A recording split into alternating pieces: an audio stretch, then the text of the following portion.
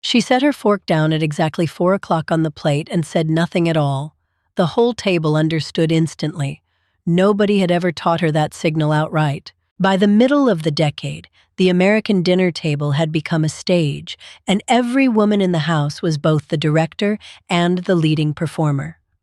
In new suburban dining rooms across the country, from Levittown, New York, to 1,000 towns just like it, mothers were setting tables their own mothers never had, following rules nobody wrote down for them but everybody expected them to know cold. This is the story of that invisible architecture, the manners that held a family together without a single spoken instruction. The first rule a young bride learned had nothing to do with which fork to pick up first. It was where to start. Every formal place setting worked from the outside in, course by course, and you never touched a utensil out of order. Get it wrong once at a dinner party and someone's mother would notice, even if she never said a word about it out loud. The table itself was a kind of test nobody had to announce. Here is the part almost nobody remembers today. That fork and knife resting together at 4 o'clock was not decoration. It was a message. Positioned that way, it told the hostess, or the household help if the family had any, that you were finished eating and the plate could be cleared. Rest them differently, angled apart across the plate, and it meant something else, that you were only pausing. This was silent service, an entire wordless language spoken across the table every single night. The rule was never written down, but every woman in the room knew it. Bread was broken by hand, never sliced with a knife, and buttered one small bite at a time, right over your own bread plate rather than in midair. Cutting a dinner roll clean in half with a knife, the way we might do without a second thought today, would have marked you instantly as someone who had not been raised right at a proper table. 2 books ruled every dining room in America, and they did not agree on everything. Emily Post's Etiquette had been the household Bible since 1922, written for a world of butlers and calling cards that was already fading fast by the time the war ended. Then in 1952, Amy Vanderbilt published her own complete book of etiquette, written for a very different kind of woman, one without servants, hosting her own dinner parties in her own new dining room for the very first time in her family's history. Vanderbilt understood something Post's older book never had to reckon with. The post-war homemaker was doing it all herself. No cook stationed in the kitchen, no maid at the sideboard, just one woman managing a roast, a table setting, and a room full of guests at the very same time. Her advice was not about showing off inherited wealth or old family names. It was about creating order out of very little help, and that distinction mattered enormously to the women who actually leaned on her book every week. There is a whole world hiding in what nobody thought to teach anymore. Passing a dish at a 1950s table was not a free-for-all. Food moved to the right, counter to how a clock's own hands never move, traveling around the table in one steady, agreed-upon direction. Reach for a dish moving the wrong way, and you had just quietly announced, without a word, that nobody had ever sat you down and explained how a proper table actually worked. The napkin told its own story before a single word was ever spoken. It stayed folded on the table until you were properly seated, then moved to your lap, never a moment before. At meal's end, you gathered it loosely, never refolding it back into its crisp original creases. A perfectly refolded napkin was read as an insult, a silent signal the meal had not been worth finishing. There was a right way to leave it behind. Elbows off the table gets remembered today as the whole of 1950s etiquette, but it was never actually the biggest sin in that room. The rule traces back centuries to medieval banquet halls where long shared tables meant an elbow in the wrong spot jostled the stranger beside you. By the 1950s, the practical reason was long gone, but the rule stayed anyway, inherited ritual doing the work necessity used to do. Reaching across another guest's plate was treated as far more serious. A hostess never lifted her own fork first without thinking carefully about it. The whole table waited on her, And she knew it, and that small pause before the very first bite was its own quiet ceremony every single night of the week. Guests who dug in early were not scolded out loud, not in front of anyone. They were simply noticed, filed away, and not seated at that end of the table again. Good manners, remember, even when we forget. There were two entirely legitimate ways to hold a fork, and 1950s manuals taught both without apology. The American style meant cutting with the knife in the right hand, then switching the fork over to eat, a small zigzag repeated all evening long. The continental style kept the fork in the left hand the entire time, no switching at all. Neither one was considered wrong. What was wrong was not knowing either one existed and fumbling your utensils like you had never once sat at a formal table before. A woman never touched up her lipstick at the table, not even a quick press of the lips before dessert arrived. It disappeared from polite company, but it still works as a piece of logic worth understanding today. Cosmetics were considered private grooming, and applying them at the table broke what etiquette writers of the era actually called the shared spell of the meal itself. The dinner table was treated as a kind of small stage, and stepping out of character in front of everyone else was simply not done. Girls did not simply absorb these rules by quietly watching their mothers across the dinner table. They rehearsed them over and over, the way you would drill a piano scale until your fingers stopped thinking about it. Home economics classrooms across the country ran practice dinners with diagrams chalked on the board, showing exactly where every fork and spoon belonged. It was closer to training for a performance than picking up common sense, and that is precisely why it stuck the way it did for so long. The Girl Scouts made it official, in a way that surprises most people today. Badges and requirements touching on hosting, table setting, and formal service turned dinner manners into something a girl could actually earn a pin for, tested and checked off by a troop leader who expected it done correctly. Your grandmother knew something they stopped passing down. This was not vague, old-fashioned wisdom floating loosely in the air. It was structured, graded, and taken seriously by institutions built specifically to teach it well. Before the war, most working families in America simply ate together in the kitchen. There was no separate dining room to speak of, and no formal ritual attached to the evening meal beyond getting everyone fed. That changed fast once new suburban homes went up by the thousands, each one built with its own small dining alcove. For millions of families, the formal dining room itself was brand new, not some old money holdover. The manners that came with it were new too. Around 1952, something arrived in American living rooms that the etiquette columnists genuinely feared. The TV tray let a family eat in front of the television set instead of gathered around the dining table, and writers of the period worried openly in print that it would quietly erase the only training ground children had for learning how to behave at a real table. It disappeared from polite company, but it still works as a warning because that exact tension, convenience pulling hard against ritual, never actually went away. The dinner table was never really just about which fork to use first. Ladies' Home Journal and magazines like it printed table diagrams and seating charts every month, reaching millions of women in their own kitchens. But underneath the diagrams sat a bigger goal. Parents were using that hour at the table to teach children how to hold a real conversation, how to ask a question, and actually listen to the answer. The fork was the excuse.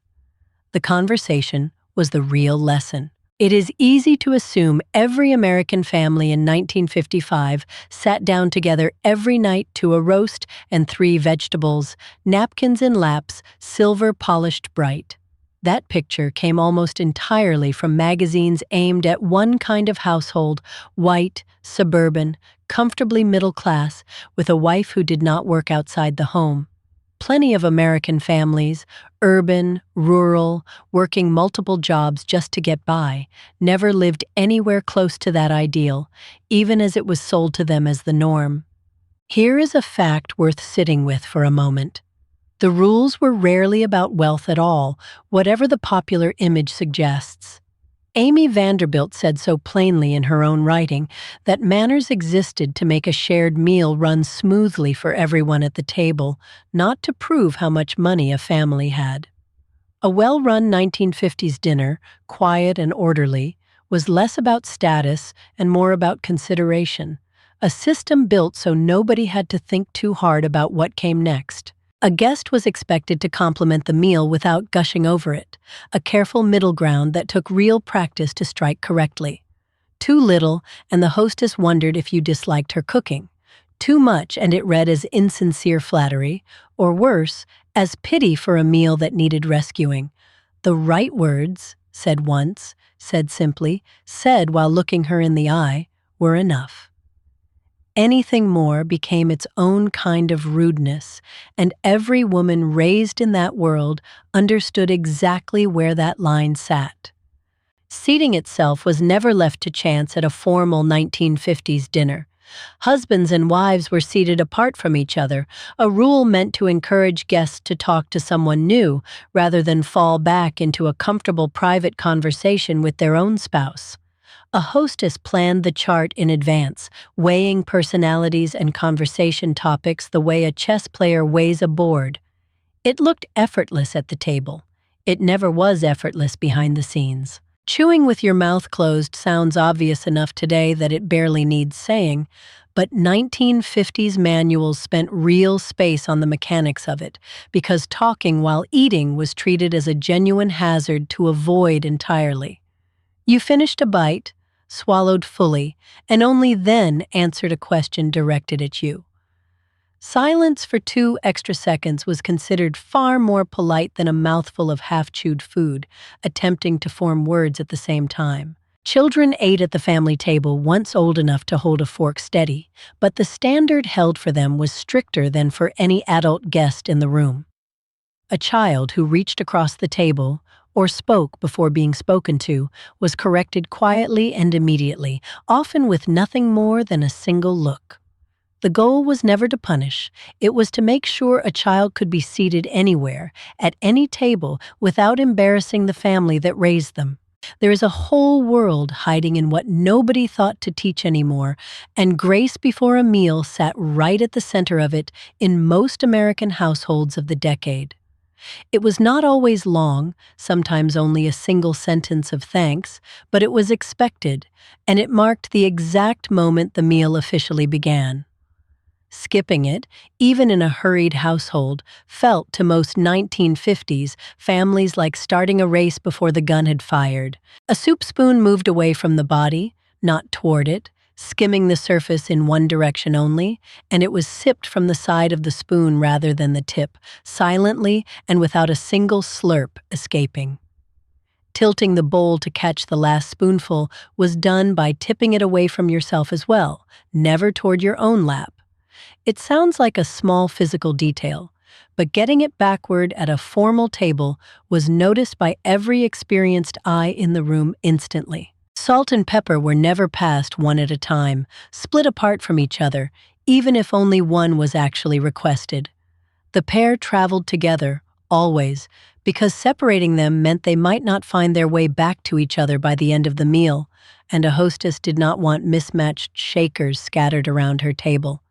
It was a tiny rule with a purely practical root, dressed up in the same formal weight as everything else at that table. A guest who arrived at a formal dinner was expected to bring something small, flowers most commonly, sent ahead earlier in the day rather than handed over at the door, which would force the hostess to scramble for a vase in front of everyone. Candy or a small bottle of wine worked too, depending on the household. Arriving empty-handed to a planned dinner party was a quiet mark against you, filed away the same way an elbow on the table or an early first bite would have been. Your grandmother knew something they stopped passing down about the actual pace of a meal. A 1950s formal dinner was never rushed, and eating too quickly was read as a sign either of poor upbringing or of genuine hunger a guest should have addressed before arriving.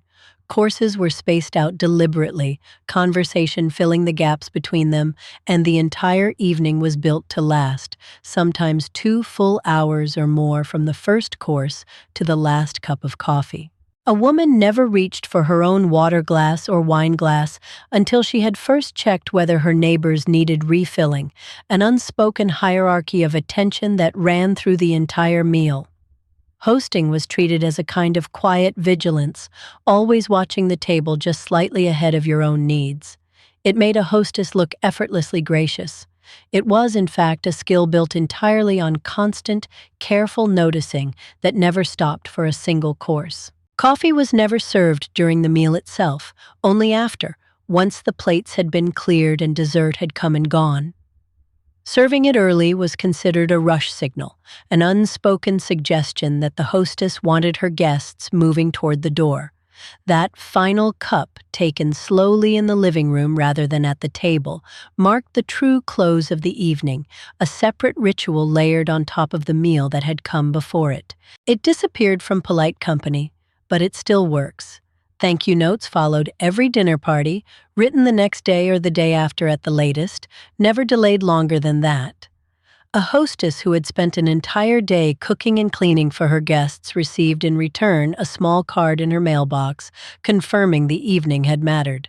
Skipping it was not a scandal exactly, but it was noted, quietly, and it shaped whether that same guest received another invitation the next time a dinner was planned. A man pulled out a woman's chair before she sat and stood again briefly when she rose to leave the table, even mid-meal, even if she was only stepping away for a moment. It was automatic, practiced so many times it stopped requiring thought, the same way you would not think twice today about holding open a door. The gesture said nothing out loud. It simply confirmed, quietly, that the people at that table had been raised inside the same shared code. Dropping a utensil on the floor at a formal table was handled with almost military calm. You never bent to retrieve it yourself in front of guests, and you never asked loudly for a replacement either. A quiet word to the hostess, or simply a raised hand if there was help in the house, brought a fresh one without drawing a single eye in the room. Making a scene over a dropped fork was considered far worse than the drop itself had ever been. There is a whole world hiding in what nobody thought to teach anymore, and how a guest declined a dish belongs squarely inside it. You never said no thank you flatly, and you certainly never explained why in detail at the table. A simple, "not for me tonight," delivered with a small smile, closed the subject completely. Announcing an allergy or a dislike at length was considered a way of making the hostess's careful menu the center of unwanted attention. The good china came out for guests and for holidays, and it stayed in the cabinet the rest of the year, wrapped carefully between layers of soft cloth. Everyday dishes handled the ordinary Tuesday supper. This was not simple caution about breakage. It was a signal understood by everyone at the table that the china itself marked the occasion as one worth the extra care, a physical object doing part of the etiquette's work before a single word was spoken. A woman set the table hours before her guests arrived, not because it took that long physically, but because a rushed table showed. Wrinkled linens, crooked place settings, silverware laid at slightly wrong angles, these small signs told a sharp-eyed guest that the evening had been thrown together at the last minute. Getting it right, calmly, with time to spare, was itself part of the performance a hostess was expected to deliver, whether or not anyone ever complimented her on it directly. Good manners, remember? Even when we forget. A hostess never apologized repeatedly for her own cooking at the table, even if a dish had not turned out exactly as planned. One brief acknowledgement, if that, and then the meal continued without further mention. Fishing for compliments through self-deprecation was considered its own quiet breach, a way of pulling attention back toward the hostess when the entire evening was meant to be about her guests. Toasting followed its own quiet order at a formal table, and a guest who raised a glass out of turn was gently, wordlessly corrected by the room's silence. The host, or a designated speaker, offered the first toast, And only after that had happened did the floor open to anyone else who wished to add a few words. It kept a dinner from turning into a string of competing speeches, and it gave the evening a clear shape from beginning to end. It disappeared from polite company, but it still works. A guest who overstayed a dinner invitation was handled with tools far gentler than a direct request to leave. A hostess might rise slowly, begin clearing small items, or simply mention the late hour once, allowing the guest to read the signal and gather their own coat. Direct confrontation over overstaying was considered far more embarrassing for everyone involved than the mild inconvenience of a long evening ever was. A child excused from the table said so out loud, asked permission with a short, specific phrase, and waited for a nod before leaving their chair. Silently sliding away from an unfinished meal was simply not an option in most households of the decade. It was a small formality repeated at nearly every meal of a child's early life, until asking to be excused became as automatic as picking up a fork in the first place. There is a whole world hiding in what nobody thought to teach anymore, and it extends even to how a fork or spoon rested mid-meal without signaling you were finished at all. Crossed on the plate, tines and bowl facing inward toward the center, this told the hostess you were simply pausing, perhaps to speak or to take a sip of water, and the plate should stay exactly where it was. Get this wrong, and a plate might vanish from under you before you had taken your last bite. The telephone rang mid-dinner sometimes, the way telephones always do, and a well-trained household simply did not answer it. Interrupting a formal meal to take a call was treated as an insult to the guests actually seated at the table, present in the room, in favor of a voice on a wire that could wait.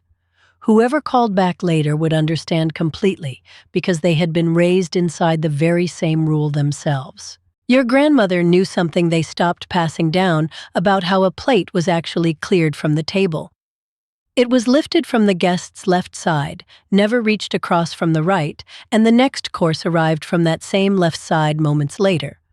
It was a small choreography, practiced by hostesses and any household help alike, designed so that reaching arms never crossed a seated guest's line of sight or brushed against their shoulder while they spoke. A dinner party guest list itself followed unspoken math, an even number wherever possible, and careful thought given to who might sit beside whom for 2 full hours of conversation. An odd number, one extra unpaired guest, was considered slightly awkward and avoided when a hostess could manage it. Behind every relaxed-looking evening sat weeks of quiet calculation nobody at the table ever saw or was meant to see. It disappeared from polite company, but it still works. Conversation topics at the table followed a quiet, unspoken filter. Politics and money kept firmly off the menu at most formal dinners, replaced instead with travel, books, and shared local news everyone at the table could speak to comfortably. It was not censorship exactly.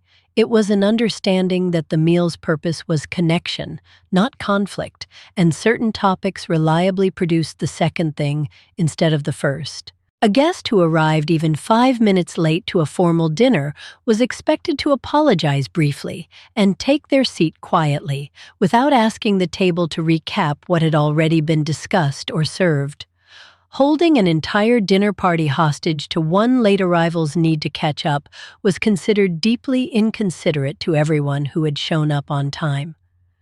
The meal simply continued, and the late guest folded into its rhythm as smoothly and quickly as possible. There is a whole world hiding in what nobody thought to teach anymore, and the wine glass held its own quiet rules too. It was held by the stem, never cupped in the palm, which would warm the glass and, according to the etiquette of the day, dull the taste of what was inside it. A woman set down her glass in the exact same spot every time she raised it, training her hand and her eye to keep the table's geometry steady and undisturbed all evening long. A guest offered to help clear the table after a meal, always, even knowing the hostess would almost always decline the offer. The asking itself mattered more than the actual help ever did.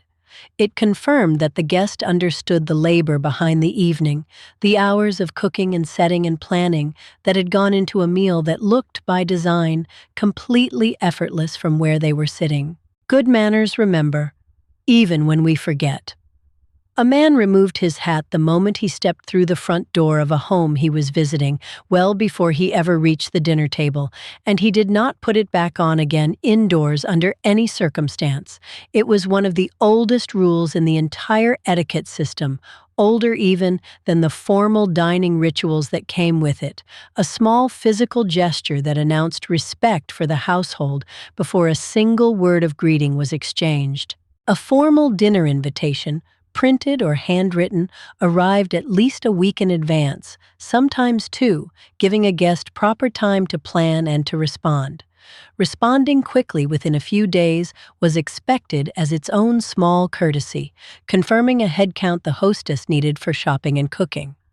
Waiting until the last possible moment to reply was read as either carelessness or, worse, a subtle signal that a better invitation might still come along first. It disappeared from polite company, but it still works. A hostess never served herself first, not even the smallest portion, and she made a point of ensuring every guest's plate looked full and generous before her own was even touched. It was a small, repeated act of putting the room ahead of herself, performed so consistently across the decade that most women who did it never once thought of it as a sacrifice. It was simply what the evening required of her. A guest who spilled something at the table apologized once, briefly, and then let the hostess or the household handle the cleanup without further comment or fuss. Repeated apologies, or worse, attempting to clean it up yourself with a napkin while the meal continued around you, drew far more attention to the accident than simply letting it pass quietly ever would have. The rule was the same one that governed the dropped fork: handle it calmly and let the room move on. There is a whole world hiding in what nobody thought to teach anymore, and dessert carried its own quiet signal too.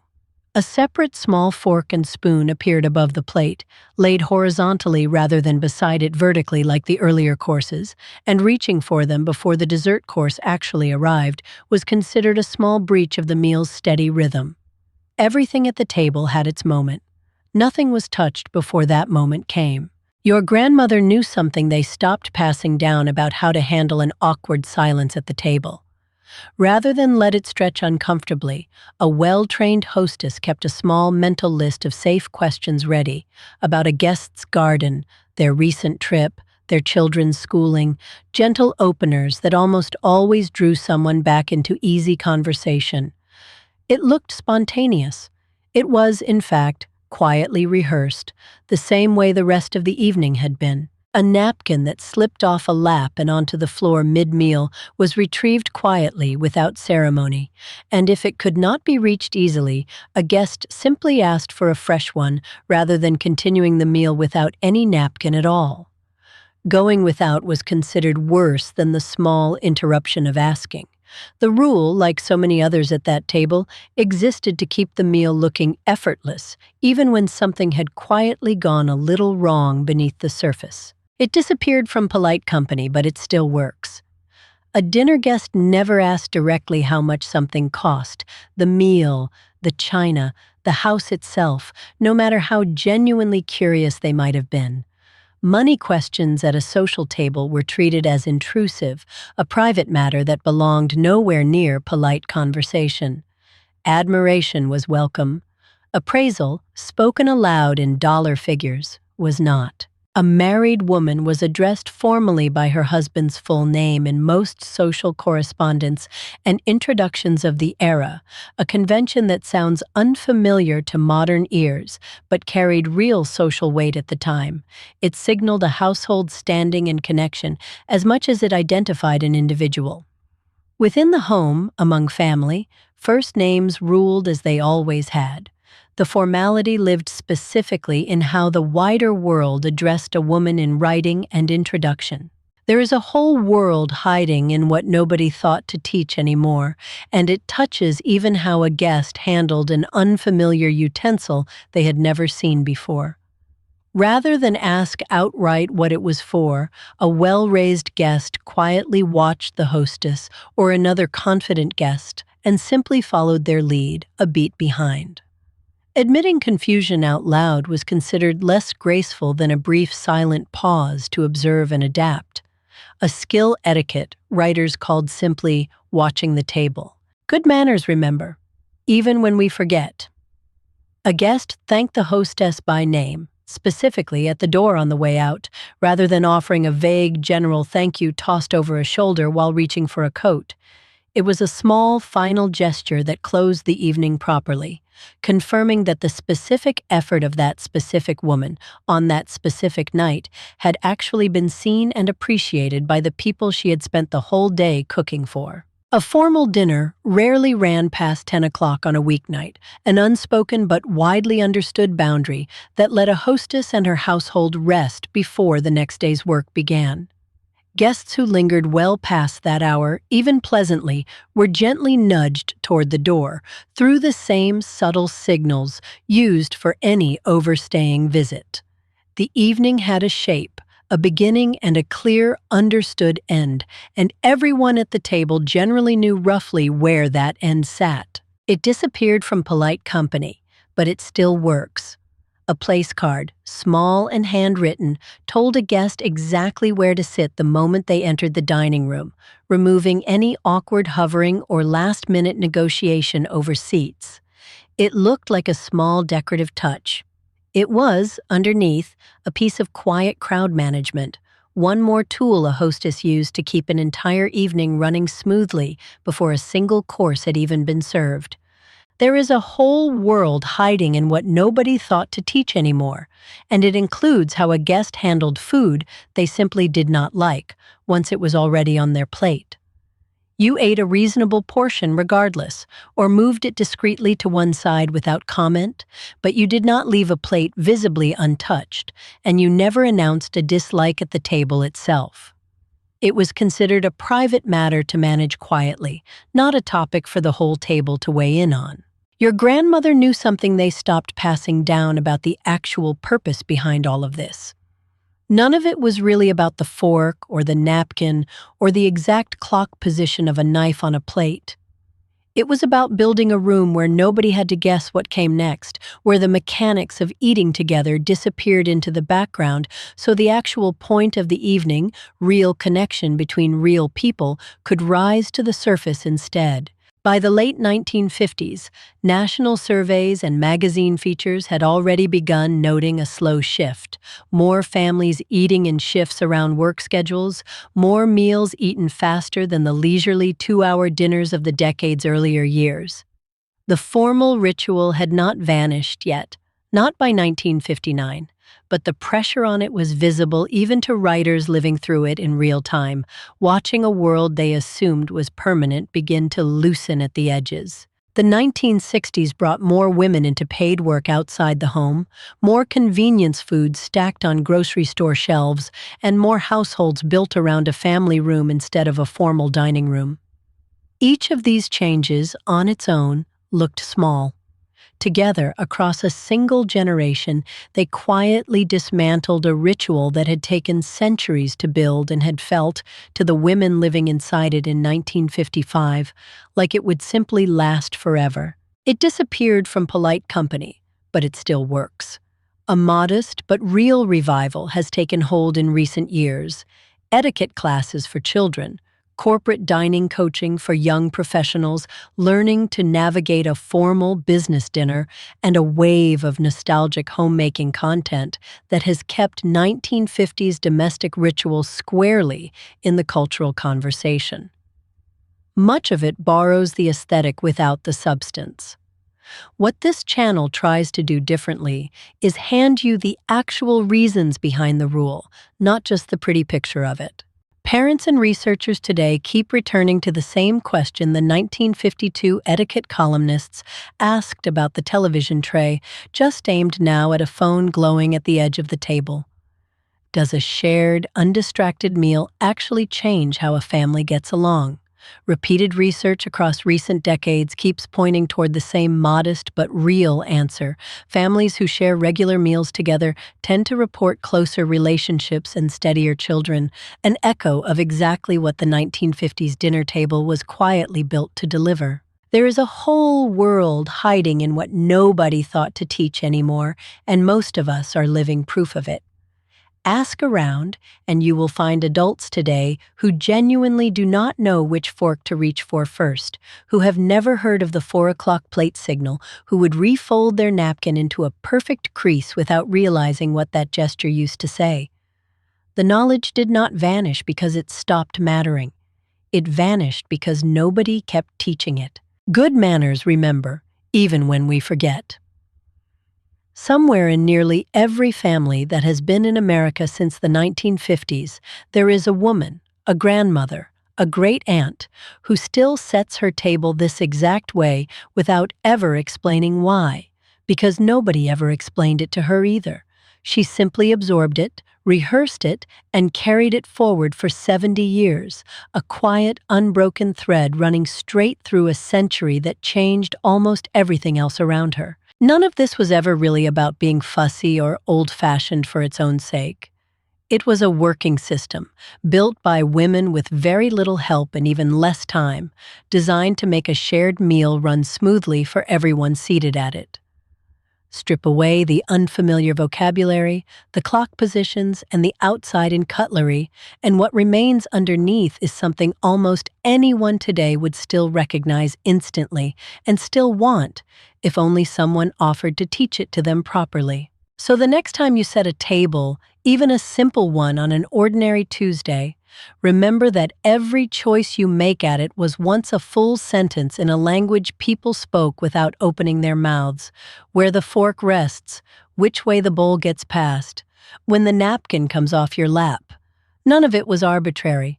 All of it was consideration, dressed up as ritual, handed down until one day it simply was not handed down anymore. It disappeared from polite company, but it still works, and that might be the truest thing anyone can say about the whole subject. You do not need a butler or a dining room the size of a ballroom to bring a little of this back. You need a fork placed with intention, a napkin that stays folded until everyone is seated, and a willingness to slow one meal down enough to actually look at the people sitting across from you. If this brought back a memory of your own mother's table, or taught you a rule you had never once heard before, you know exactly where to find more of them. Subscribe, and I will keep pulling these forgotten codes back into the light, one quiet rule at a time. The rule was never written down, but every woman in the room knew it, and now, so do you.